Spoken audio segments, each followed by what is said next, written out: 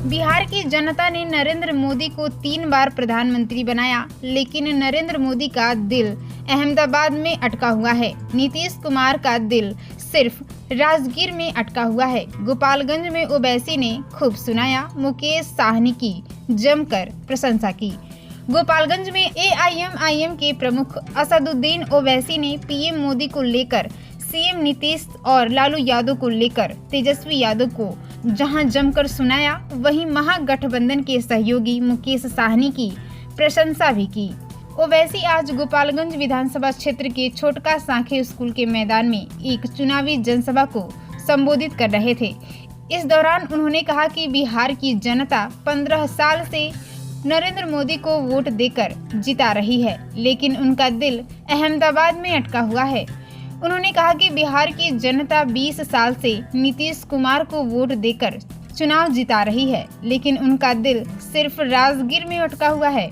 20 साल में यहाँ की जनता ने लालू यादव को मुख्यमंत्री बनाया। 25 साल में लालू यादव के बेटा तेजस्वी यादव उप मुख्यमंत्री बने। लोगों ने झोली भर भर कर उनको वोट दिया, लेकिन लालू का दिल सिर्फ उनके बेटे में अटका हुआ है। इस दौरान असदुद्दीन ओवैसी ने मुकेश साहनी की प्रशंसा करते हुए कहा कि उनकी महज 3% आबादी है, लेकिन वे उप मुख्यमंत्री बनेंगे। अब यहाँ की जनता बताए, जो लोग मजलिस पर सवाल उठाते हैं, जिनकी आबादी 17% है। ओवैसी ने भाजपा पर तंज कसते हुए कहा कि भाजपा खुलेआम कहती है कि वह नमक हराम पार्टी है, देश की आज़ादी में उसका कोई हिस्सा नहीं था। ओवैसी ने कहा कि लोग इनके ऊपर इल्जाम लगाते हैं, उसकी कोई फिक्र नहीं है, लेकिन वे दुनिया से जाने से पहले ये देखना चाहते हैं कि भारत की जमहूरियत और मजबूत हो। ओवैसी आज एआईएमआईएम के प्रत्याशी अनस सलाम के पक्ष में मतदान करने की अपील करने के लिए गोपालगंज पहुंचे थे। मुसलमानों की आबादी है और कितने पूरे पार्टी टिकट देते हैं। खेती आए थे, ये जालिम लोग नहीं चाहते कि आप वोट हासिल करें। मजलिस आपको ये पैगाम देने आई है कि हम वोट लेंगे भी, वोट हासिल भी करेंगे और इंशाअल्लाह ताला हम यहां से अपने उम्मीदवार को यहां का विधायक बनाकर भिजाएंगे। और दूसरी तरफ ये बात बिल्कुल सच है कि बिहार की जनता ने नरेंद्र मोदी को 3 मर्तबा प्रधानमंत्री बनाया, मगर नरेंद्र मोदी का दिल अहमदाबाद में अटका हुआ है।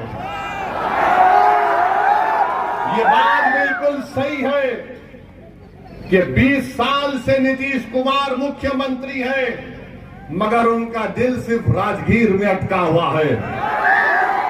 ये बात बिल्कुल सच है कि तुमने 20 साल लालू परिवार को मुख्यमंत्री बनाया, फिर 25 साल में कई मर्तबा उनके बेटे उप मुख्यमंत्री बन गए।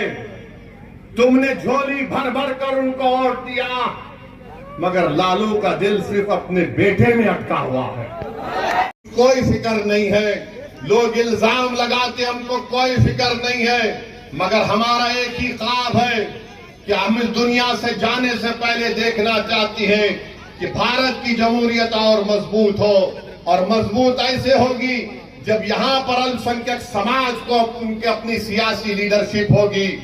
आपको अपने वोट से अपनी सियासी लीडरशिप को बनाना है। यहाँ से एमआईएम पार्टी के उम्मीदवार को कामयाब करिए। आप आए यहाँ पर, मुबारकबाद भी देता हूँ, मैं मुबारकबाद भी देता हूँ वीआईपी पार्टी के उस जिम्मेदार को कि उन्होंने अपनी समाज के इत्तेहाद और उनके सियासी शऊर की बुनियाद पर पूरे एतमाद के साथ कह दिया कि हम 3% है, मगर हमारा उप मुख्यमंत्री होगा। अब बताओ, जो लोग मजलिस पर उंगलियां उठाते हैं, जो 17% की आबादी में है, बताओ क्या संविधान में राइट टू इक्वालिटी नहीं है कि मसावात होगा? क्या संविधान में इस बात की बात नहीं की गई कि भाईचारगी होगी? जब मसावात और इक्वालिटी और फेटर्निटी की और जस्टिस की बात होगी, तो फिर क्यों नहीं हर समाज को उसका हिस्सा दिया जाता है? और फिर दूसरी तरफ भाजपा है जो खुलेआम कहती है कि हम नमक हराम हैं, अरे क्या तुम्हारे बाप का पैसा इस देश में कि तुम हमको नमक हराम कहते हो? देश की आजादी में तुम्हारा कोई हिस्सा नहीं था।